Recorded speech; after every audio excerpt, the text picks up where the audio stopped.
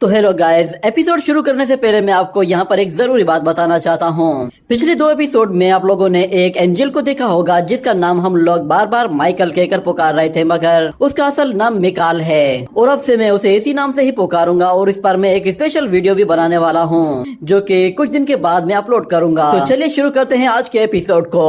तो जैसा कि लास्ट एपिसोड में हम लोगों ने देखा था कि लिनफी ने उस गॉडेस ऑफ नाइट को रिकवर करना शुरू कर दिया था, जिसकी वजह से उसे एक रैंडम पावर मिली थी। उस पावर की मदद से लिनफी रात के वक्त में काफी ज्यादा स्ट्रॉन्ग बन जाता है और एनिमल और बर्ड्स के साथ बातें करना शुरू कर देता है। मगर दूसरी तरफ वो वहाँ पे मौजूद एक ट्रक ड्राइवर की जमकर धुलाई करता है, क्योंकि वो वहाँ पर कुछ डीमंस को सप्लाई करने के लिए जा रहा था। मगर लिनफी ना सिर्फ उस ट्रक ड्राइवर की धुलाई करता है, उन सारे डीमंस का भी खात्मा कर देता है। और अचानक फिर वो लाओ ज़ेंग के हाथ लग जाता है, तो लाओ ज़ेंग उसे फौरन से पकड़कर एक रूम में ले जाता है और कहता है कि मुझे बताओ कि आखिर एंजल मिकाल ने तुम्हें क्या कहा था, क्या उसने तुम्हें कोई मैसेज दिया है। वो उसे गोड्स के बारे में बहुत कुछ बताता है जो कि लिनफी ने पहले कभी सुना भी नहीं था। मगर उन सारी बातों को सुनने के बाद वो उससे कहता है कि क्या तुम्हारा दिमाग खराब हो गया है। अगले सीन में हम लोग एक नाइट वॉच को देखते हैं जो कि अपने एक और मेंबर को कॉल करता है और उसे बताता है कि लगता है कि शायद कोई डिवाइन एजेंट अपीयर हुआ है जिसने ये सारा काम किया है। यहाँ पर गॉड वैली चर्च के लोग भी आए हुए हैं। ये सुनने के बाद वो सीनियर उससे कहता है कि अच्छा ठीक है, मैं तुम्हारे लिए वहाँ पर एक हेक्साग्राम बना देता हूँ। मगर वो वॉरियर कहता है कि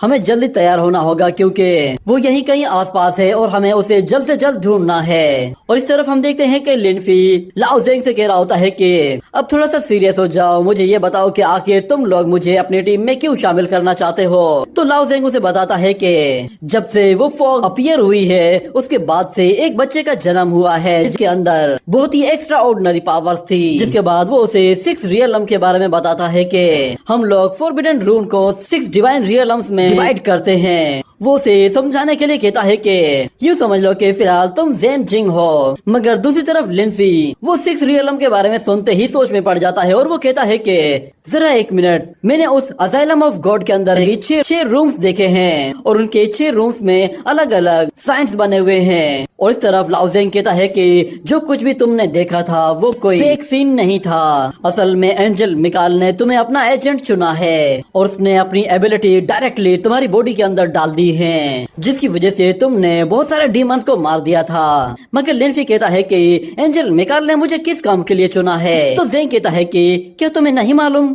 तो लिनफी कहता है कि नहीं, मैंने तो बस उसकी तरफ देखा था। तो लाओ ज़ेंग कहता है कि हाँ, कभी कभार ऐसा हो जाता है, मगर हो सकता है कि शायद उसने तुम्हें कुछ कहा हो जो कि शायद तुम भूल गए होगे या फिर तुम जानबूझकर वो हमें बताना नहीं चाहते।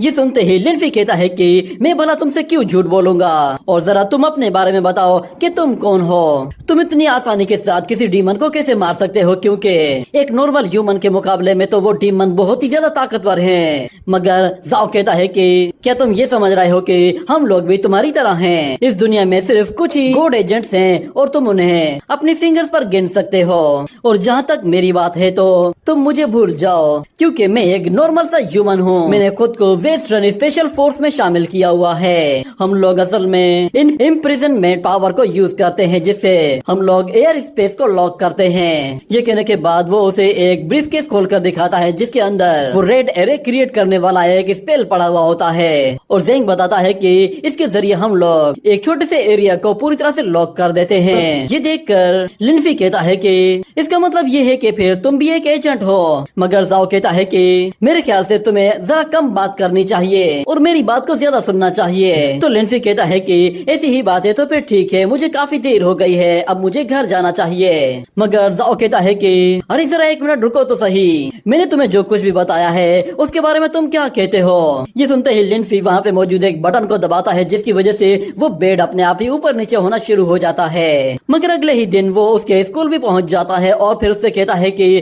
क्या तुम कुछ और नहीं पूछना चाहते कि मेरे पीछे के लोग कौन हैं और हम लोग किस काम पर दिन रात मेहनत करते रहते हैं। क्या तुम्हें हमारे बारे में जानने में जरा भी दिलचस्पी नहीं। तो लिनफी कहता है कि नहीं, मुझे कोई इंटरेस्ट नहीं। और वो जाओ से कहता है कि मैंने मूवीज में हमेशा से इस तरह की चीजें देखी हैं कि जब हीरो के पास बहुत ज्यादा इन्फॉर्मेशन आ जाती है तो फिर उसके पास सिर्फ 2 ही रास्ते रहते हैं, या तो उसे टीम को ज्वाइन करना पड़ता है या फिर वो सारी की सारी इन्फॉर्मेशन छुपा कर रखनी पड़ती है। मगर जाओ उसका हर जगह पीछा करता है और उसे अपने बारे में बताता रहता है कि हम लोग असल में एक ऑर्गेनाइजेशन है। यूँ समझ लो कि हम लोग एक मिलिट्री है और तुम्हें हम लोग बगैर किसी एग्रीमेंट के अपनी टीम में शामिल करना चाहते हैं। तुम इसके बारे में क्या कहते हो? ये दुनिया गॉड्स और मॉन्स्टर से भरी पड़ी है और दूसरी तरफ इस दुनिया में बहुत सारे आम इंसान भी हैं जो कि उन गॉड्स और मॉन्स्टर्स का बिल्कुल भी मुकाबला नहीं कर सकते। तो लिंसी कहता है कि हाँ तो मैं क्या करूं, मैं कोई गॉड नहीं हूँ। तो जाओ कहता है कि हमारी ऑर्गेनाइजेशन ने खुद को एक वॉच टीम का नाम दिया है। हम लोग आम लोगों को इन मॉन्स्टर से बचाते हैं। तुम सोच भी नहीं सकते कि हम लोग कितने ज्यादा मिस्टीरियस सीन देखते हैं। हम लोगों ने वो सब कुछ देखा है जो कि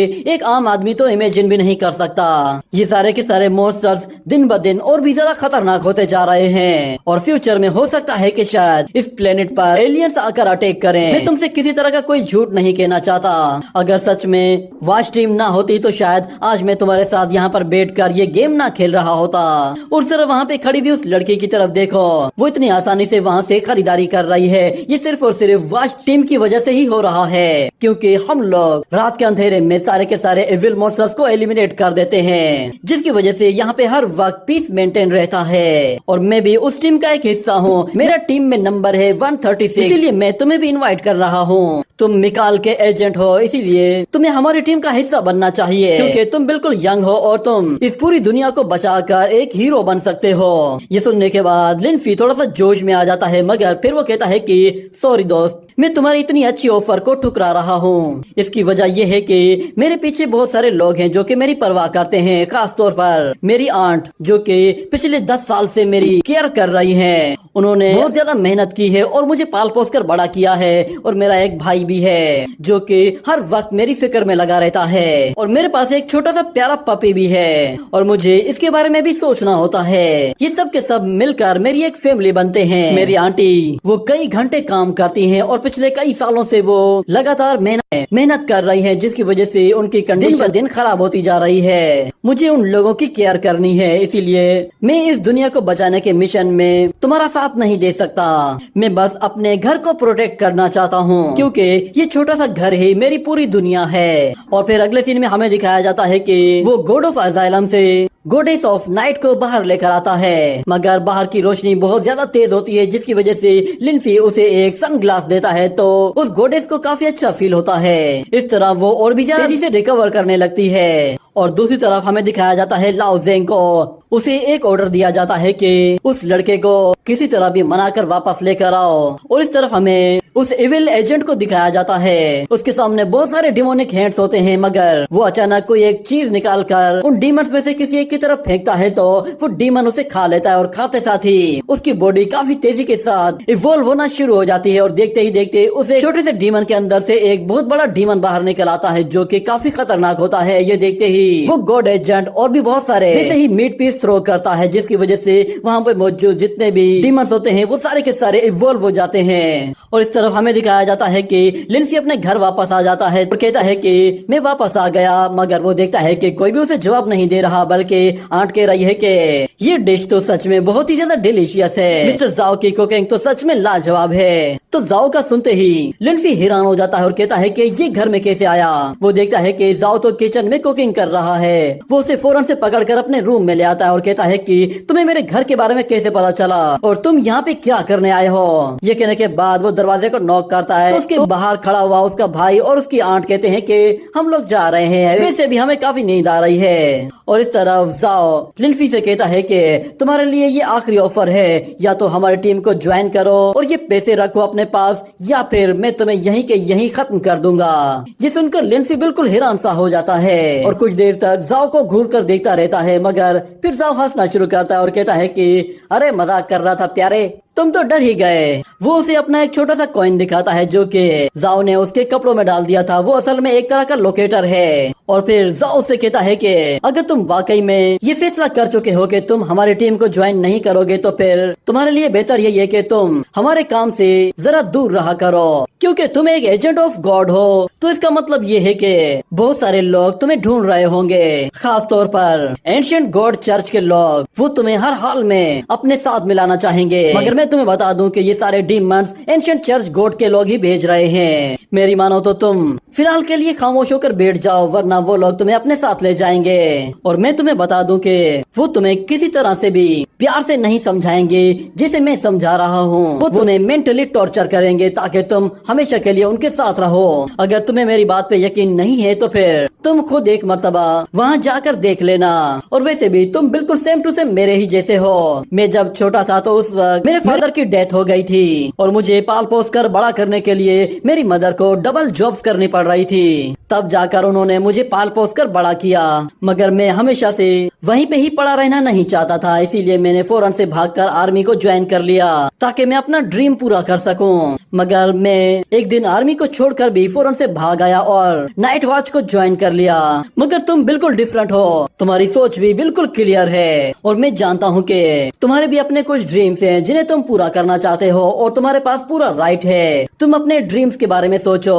अगर तुम अपने इस छोटे से घर को प्रोटेक्ट करना चाहते हो तो फिर ठीक है, बाकी सब कुछ तुम मुझ पर छोड़ दो। मैं कैप्टन को संभाल लूंगा और बाकी सब लोगों को भी मना लूंगा। ये कहकर वो वहाँ से जाने लगता है कि इतने में लिनफ्यू उसका हाथ पकड़ता है और कहता है कि मुझे किसी तरह के मिलिट्री के पैसे नहीं चाहिए। ये कहकर वो पैसे वापस करता है तो जेंग उसे वो पैसे वापस देता है और कहता है कि हमारी टीम वेलफेयर का भी काम करती है, इसीलिए तुम ये पैसे रख सकते हो। मगर लिनफी कहता है कि मुझे किसी की फेवर नहीं चाहिए। मगर दूसरी तरफ लाओ जेंग भी पुश करते हुए कहता है कि ये फेवर तो मैं तुम्हें दे चुका हूँ। ये कहने के बाद वो उसके हाथ में एक मसाले का डब्बा रखता है और कहता है कि तुम मुझे अब बार बार फोर्स मत करो। मगर दूसरी तरफ अचानक से फिर लिनफी को याद आता है कि उसने अपने ड्रीम के बारे में नहीं बताया। तो वो उससे पूछता है कि तुम्हारा ड्रीम क्या था। तो लाओजेंग कहता है कि मेरा ड्रीम, मैं एक ऐसा जनरल बनना चाहता हूँ जिसकी चेस्ट पर बहुत सारे मेडल्स लगे हुए हों, जिसने पूरी दुनिया को बचाया हो और वो उस दुनिया का हीरो हो। और जब मैं अपने घर या फिर अपने विलेज वापस जाऊँ तो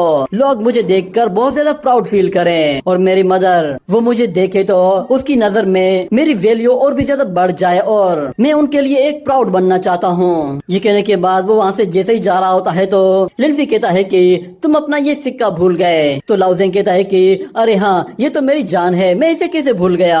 क्या तुमने इसमें लिखी हुई राइटिंग को देखा है? ये कितनी हैंडसम राइटिंग है। ये कहते हुए वो उस सिक्के को उछालता है और कहता है कि आज पहली मर्तबा मुझे किसी काम में नाकामी मिली है। मगर लिनफी उससे कहता है कि कम से कम तुम आज मेरी फैमिली के तो हीरो बन ही गए हो, तुमने आज सबका दिल जीत लिया है। तो फिर लाओजेंग कहता है अच्छा ठीक है, मैं चलता हूँ, उम्मीद करता हूँ तुम्हारा फ्यूचर अच्छा होगा। तो लिनफी भी कहता है कि मैं भी उम्मीद करता हूँ कि तुम एक दिन जनरल जाओ बनोगे। और फिर जाओ कहता है कि फिलहाल तो मुझे एक जरूरी मिशन पे जाना है। ये कहते ही वो वहाँ से चला जाता है। मगर लिनफी देखता है कि वो अपना लाइटर वहाँ पे भूल गया है और दूसरी तरफ उसे उसकी आंट बुलाती है तो वो उस लाइटर को छोड़कर अंदर चला जाता है। और फिर हमें दिखाया जाता है शहर में एक जगह रेड फॉर्मेशन एरे एक्टिवेट होता है। तो जाओ को अपने कैप्टन की आवाज सुनाई देती है। वो कहता है कि सारे टीम मेंबर्स कुछ देर के बाद तुम्हारे पास पहुँच जाएंगे, फिलहाल तुम्हें सिचुएशन को हैंडल करना है। और दूसरी तरफ जाओ देखता है कि वहाँ पे बहुत सारे लोग मरे हुए पड़े हैं और वहाँ पे एक बहुत बड़ा डीमन घोस्ट मौजूद है। ये देखते ही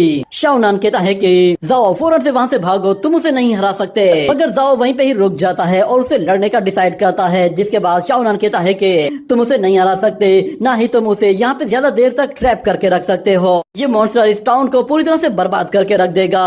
वो डीमन जैसे ही जाओ पे हमला करता है तो जाओ अपने चारों तरफ एक पावरफुल बैरियर बना लेता है, जिसकी वजह से वो डीमन उसके करीब नहीं आ पाता। मगर वो कंटिन्यूसली जाओ की उस शील्ड पर एक के बाद एक अटैक किया जा रहा होता है, जिसकी वजह से वो ऐसा ऐसा क्रैक होने लगी थी। और इस तरफ शाओनान कहता है कि तुम उसे नहीं लड़ पाओगे क्योंकि वो ज्यादा ताकतवर है, इसीलिए बेहतर यही है कि फौरन से वहाँ से निकल जाओ, क्योंकि यहाँ मौजूद लोगों को प्रोटेक्ट करना तुम्हारी जिम्मेदारी नहीं है, ना ही तुम किसी तरह का कोई शॉर्टकट यूज कर सकते हो। मैंने तुम्हारी लोकेशन बाकी लोगों को भेज दी है, वो लोग बहुत जल्दी तुम्हारे पास पहुंच जाएंगे। फिलहाल तुम भी वहाँ से निकलने की कोशिश करो, जब सब लोग एक जगह इकट्ठे हो जाओ तब उसका मुकाबला करने की कोशिश करना। मगर जेंग कहता है कि मैं एक वॉचमैन बन कर थक गया हूँ। ये कहते ही वो फौरन से अपना एयरपोर्ट उतार देता है और अपनी सोर्ड निकाल कर सीधा शेडो स्ट्राइक करने के लिए तैयार हो जाता है। और दूसरी तरफ वो डीमन शील्ड को तोड़ने ही वाला होता है तो जेंग कहता है कि मेरे पीछे हजारों लोग मौजूद हैं, शायद उनमें से कोई भी नहीं जानता होगा कि यहाँ पर क्या हो रहा है। मुझे उन सबको बचाना है और खास तौर पर उस लिनफी को और फिर हमें वहाँ पे शहर का सीन दिखाया जाता है जहाँ पे सब कुछ बिल्कुल नॉर्मल रूटीन के मुताबिक हो रहा होता है, क्योंकि वहाँ के लोगों को पता भी नहीं था कि यहाँ आसपास कोई डीमन है। यहाँ तक कि वो लोग तो डीमंस और मॉन्स्टर्स पर बिलीव ही नहीं करते थे। और दूसरी तरफ लिंसी भी अपनी फैमिली के साथ बिल्कुल खुश होता है। और इस तरफ हम देखते हैं कि जाओ अपनी सोड के साथ उस डीमन को मारने की कोशिश करता है, मगर वो डीमन बहुत ही ज्यादा ताकतवर था। उस पर जाओ की सोड का कोई असर ही नहीं हो रहा था, जिसकी वजह से जाओ को उसे मारने में बहुत ही ज्यादा दिक्कत का सामना करना पड़ता है। वो अपनी सोड के साथ एक बहुत ही जोरदार अटैक करता है, मगर उसका भी कोई असर नहीं होता। उल्टा वो डीमन उसे अपने पंजे के साथ बुरी तरह से जख्मी कर देता है, जिस पर जाओ कहता है कि ये तो काफी स्ट्रॉन्ग है, मगर इसे देखकर ऐसा लग रहा है कि जैसे इसकी स्पीड मेरी स्पीड के मुकाबले में बहुत ही ज्यादा स्लो है। ये कहने के बाद अचानक हम देखते हैं कि वो डीमन अपनी एक सीक्रेट पावर का इस्तेमाल करता है, जिसकी मदद से वो वहाँ पर एक इल्यूजन क्रिएट करता है और जाओ को एक सीक्रेट स्पेस में ले जाता है, जहाँ पे पूरी की पूरी दुनिया ही चेंज होती है, क्योंकि वो वर्ल्ड ऑफ मैट्रिक्स होती है। वहाँ पे सब कुछ उलट पुलट हो जाता है। और जाओ कहता है कि जैसे ही इस घोस्ट ने अपनी माइंड वर्ल्ड का इस्तेमाल किया है, यहाँ पे मौजूद हर एक चीज बहुत ही ज्यादा भारी हो गई है। इतने में अचानक से वो डीमन उस पर आकर एक जोर से अटैक करता है, तो लाओ जेंग वहाँ से दूर जा गिरता है, मगर किसी तरह वो अपनी सोड की मदद से खुद को होल्ड कर लेता है और कहता है कि मैंने सोचा नहीं था कि ये डीमन इतना ज्यादा चालाक होगा। ये इसका सीक्रेट स्पेस है, इसलिए यहाँ पर मेरी स्पीड भी काम नहीं आएगी। ये कहने के बाद वो उस डीमन को अपनी तरफ आते हुए देखता है, तो वो उसे अपनी सोड के जरिए रोकने की कोशिश करता है, मगर वो डीमन गायब होकर उसके बिल्कुल पीछे चला जाता है और उस पर अटैक करके उसे नीचे गिराता है। तो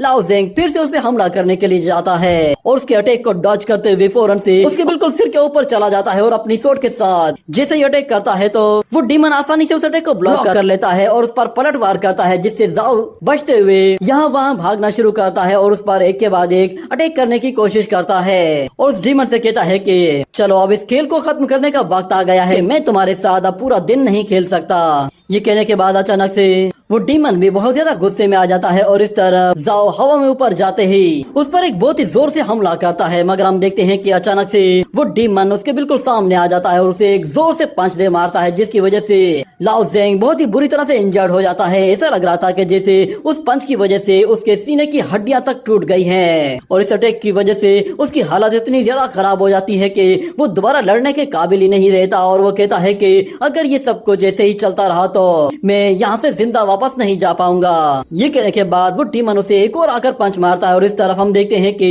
लिंसी मजे के साथ खाना खा रहा था। इतने में अचानक उसे बाहर एक चमगादड़ दिखाई देता है, जो कि उसकी खिड़की के पास से उसे कुछ सिग्नल्स भेजता है। लिंसी ये सारी बातें सुनने के बाद फौरन से वहाँ से भागने की कोशिश करता है, मगर उसका भाई कहता है कि ब्रदर बाहर बहुत तेज बारिश हो रही है, तुम्हें नहीं जाना चाहिए। मगर लिंसी ये सब कुछ छोड़कर वहाँ से तेजी से भागते हुए जा रहा था। रास्ते में भागते हुए जाओ की बातें याद आ रही होती हैं। जाओ ने उससे कहा था कि एक नाइट वॉच है जो कि इस दुनिया को प्रोटेक्ट करने के लिए काम करता है और इस तरफ हम देखते हैं कि उस डीमन ने मार मार कर जाओ की हालत खराब कर दी थी, जिसकी वजह से वो बेहोश हो गया था।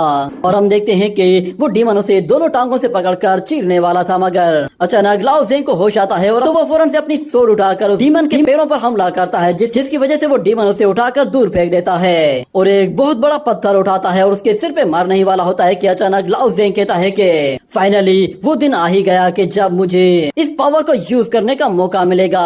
मैंने सोचा भी नहीं था कि मुझे ये इस डीमन के अगेंस्ट यूज करना पड़ेगा। ये कहते ही वो उस कॉइन को अपने हाथों में जोर से पुश करता है और हम देखते हैं कि उसकी बॉडी से एक पावरफुल ऑरा निकलता है, जो कि उस डीमन को उठाकर दूर फेंक देता है और उसकी बॉडी और उसके सारे जख्म बिल्कुल ठीक हो चुके होते हैं। इस तरफ वो डीमन जैसे ही दोबारा से हमला करने के लिए आता है, तो दूसरी तरफ लाओ जेंग वो भी लड़ने के लिए तैयार हो जाता है और इस तरफ हम लिंसी को देखते हैं, वो उस एरे को अपने एक ही पंच के तोड़कर टुकड़े टुकड़े कर देता है और इस तरफ लाओ जेंग ने उस डीमन का एक हाथ काट दिया होता है और वो कहता है कि फाइनली मेरी ये मून फ्लैश टेक्निक किसी काम तो आई। ये कहने के बाद वो अपनी सोड लेके फिर से उस डीमन की तरफ देखता है और कहता है कि जाओ मैं जानता था कि तुम एक नंबर के जीनियस हो। मगर इतने में लिंसी वहाँ पे आ जाता है और वो कहता है कि तुमने तो कहा था कि यहाँ पे कोई रेस्ट्रिक्टेड एरिया नहीं है। तो उसे वहाँ पर देखकर जाओ बिल्कुल हैरान सा रह जाता है और कहता है कि तुम यहाँ पे कैसे आए। तो लिंसी कहता है कि मैंने बस इस सबको एक नजर देखा और मैं इसके अंदर आ गया।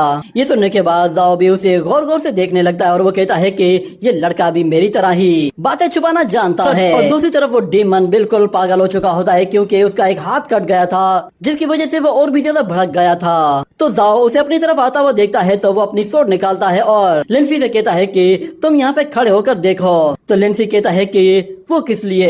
तो जाओ कहता है कि देखो मेरी स्वॉर्ड वो कितनी शानदार है, मैं तुम्हें अपनी स्वॉर्ड का एक जलवा दिखाता हूँ। ये कहने के बाद वो अपनी स्वॉर्ड को मून की तरफ करता है तो हम देखते हैं कि मून के चारों तरफ पूरी तरह से अंधेरा हो जाता है और फिर जाओ सारी की सारी मून एनर्जी को उस स्वॉर्ड के अंदर ट्रांसफर कर देता है और फिर बहुत ही फास्ट स्पीड के साथ उस डीमन पर एक खतरनाक हमला करता है, जिसकी वजह से वो उसका सिर काट कर रख देता है और फिर से अपने उसी स्टाइल के साथ सिगरेट पीता है। तो उसे पता चलता है कि उसके पास उसका लाइटर है ही नहीं। वो लिंसी से कहता है कि तो कैसा लगा मेरा जलवा? मैंने तुमसे कहा था ना, मैं तुमसे झूठ नहीं बोलूंगा। तो लिंसी उसका लाइटर निकालते हुए कहता है कि ये इतना बुरा नहीं था, मगर वो देखता है कि अचानक जाओ गिर गया है। वो फौरन से भागते हुए उसके पास जाता है और उसे उठाकर कहता है कि ये सब कुछ क्या हुआ, तुम्हारी बॉडी को ये सब क्या हो रहा है? तो जाओ कहता है कि इसका रिस्पॉन्सिबल मैं खुद हूँ। तो लिंसी कहता है मैं तुम्हें हॉस्पिटल ले जा सकता हूँ, मगर लाओ जेंग उसे साफ साफ मना कर देता है और कहता है कि मेरे बचने का कोई भी चांस नहीं है, इसलिए बिला वजह में इतना परेशान ना हो। मैंने अपने कैप्टन की दी हुई एक सीक्रेट टेक्निक को यूज किया है। उन्होंने कहा था कि ये सीक्रेट टेक्निक यूज करते ही मेरी बॉडी मेरी खुद ही जान ले लेगी। फाइनली आज वो सब कुछ मैं एक्सपीरियंस कर रहा हूँ। मैं सच में अपनी जिंदगी से प्यार करता हूँ और मैं जीना चाहता हूँ, मगर बदकिस्मती से मेरे पास अब बिल्कुल भी टाइम नहीं। तुम मेरा मेरिट मेडल वॉश टीम से लेकर फौरन से मेरे घर पहुंचा देना। मगर लिंसी कहता है कि तुम घबराओ मत, तुम अपना मेडल लेकर खुद अपने घर जाओगे, तुम्हें कुछ भी नहीं होगा। मगर लाओ जेंग कहता है कि मुझे बताओ कि मेरा वो अटैक कैसा लगा तुम्हें? क्या वो शानदार था? तो लिंसी कहता है कि हाँ ये सबसे शानदार था, मैंने अपनी लाइफ में कभी भी ऐसा अटैक नहीं देखा था। ये सुनने के बाद लाओ जेंग फौरन से एक सिगरेट निकालकर अपने मुंह पे रखता है तो लिंसी लाइटर निकालकर उस सिगरेट को जलाने की कोशिश करता है, मगर वो लाइटर नहीं जल रहा था, जिसकी वजह से लाओ जेंग अपनी वो सिगरेट छोड़ देता है और आहिस्ता आहिस्ता उसके जिस्म से उसकी जान निकल जाती है। ये देखकर लिंसी बहुत ज्यादा उदास हो जाता है और उसके उस लोकेटर कॉइन की तरफ देखता है और कहता है कि अगर एक नाइट वॉच चला गया तो क्या हुआ, अब उसकी जगह मैं खुद खड़ा होऊंगा और मैं एक नाइट लॉर्ड बनूंगा, क्योंकि मुझे लाखों लोगों को बचाना है जो कि ये बिल्कुल भी नहीं जानते कि उनके आसपास क्या हो रहा है। यहाँ तक कि जाओ ने आज उनके लिए जो कुर्बानी दी है उन लोगों को इसकी कुर्बानी का जरा भी एहसास नहीं होगा। और दूसरी तरफ हम देखते हैं कि वो डीमन अचानक से फिर से खड़ा हो जाता है और अपनी बॉडी को दोबारा से रीजनरेट करना शुरू कर देता है। मगर दूसरी तरफ अचानक से लिंसी वो भी अपनी एंजल पावर्स को एक्टिवेट कर देता है और हमें दिखाया जाता है कि जैसे ही वो डीमन उस पे हमला करने के लिए आ रहा होता है, दूसरी तरफ लिंसी जाओ की स्वॉर्ड को लेकर हवा में बिल्कुल ऊपर चला जाता है और उसके चारों तरफ एक प्रोटेक्टिव बैरियर आ जाता है जो कि उस डीमन के अटैक से उसे आसानी से बचा लेता है। और जैसे ही लिंसी अपनी पावर्स को एक्टिवेट करता है तो एक एनर्जी ब्लो के साथ वो डीमन वहाँ से दूर जा गिरता है। और दूसरी तरफ हम लोग दोबारा से लिंसी को देखते हैं, वो पूरी तरह से एक गोड एजेंट में ट्रांसफॉर्म हो चुका होता है और जाओ की स्वॉर्ड भी उसके हाथ में होती है। और इस तरफ वो डीमन जैसे ही दोबारा से उठने की कोशिश करता है और उस पर हमला करने के लिए आता है तो हम लोग देखते हैं कि लिंसी वही जाओ स्वॉर्ड हवा में ऊपर उठाता है और उस पर अपनी सारी की सारी एंजल पावर ट्रांसफर करना शुरू कर देता है। और जैसे ही वो डीमन उसके बेहद करीब पहुंचता है तो लिंसी उसी स्वॉर्ड के साथ एक जोरदार स्प्लैश अटैक करता है। ये अटैक इतना ज्यादा ताकतवर होता है कि दूर दूर तक दिखाई दे रहा था। हम लोग देखते हैं कि लिंसी ने उस जायंट डीमन के 2 टुकड़े कर दिए थे और फिर वो वहीं पे ही बैठकर जाओ से कहता है कि तुम यही चाहते थे ना मैं ये सब कुछ करूं, क्या तुम्हारे लिए ये सब कुछ काफी है? और दूसरी तरफ हमें दिखाया जाता है एक लड़की को जो कि तेजी से लाओ जेंग की तरफ भाग रही होती है और दूसरी तरफ उसका कैप्टन उसे बता रहा होता है कि तुम्हें जल्दी वहां पहुंचना चाहिए, मेरे ख्याल से तुम्हें एक बैड न्यूज के लिए तैयार होना चाहिए। ये सुनकर वो लड़की काफी इमोशनल हो जाती है और तेजी से भागना शुरू कर देती है, मगर अचानक से शाओनान उसे बताता है कि जरा 1 मिनट रुको, लाओ जेंग वो मूव कर रहा है। ये सुनकर वो लड़की बहुत खुश होती है और कहती है कि मैं जानती थी उसे कुछ भी नहीं होगा। मगर जैसे ही वो वहाँ पहुँचती है तो उसे नजर आता है कि वहाँ पर एक लड़का है जिसने लाओ जेंग की बॉडी को उठाया हुआ है। ये देखकर वो बहुत ज्यादा डर जाती है और लड़खड़ाते हुए पीछे हट जाती है, मगर लिंसी उस डेड बॉडी को उठाकर उसकी तरफ आते हुए कहता है कि यंगर जनरेशन जनरल जाओ को ट्रिब्यूट पेश करती है। ये कहने के बाद उसके सारे टीम मेंबर वहाँ पर पहुँच जाते हैं और इसी के साथ ये एपिसोड यहीं पे ही एंड हो जाता है।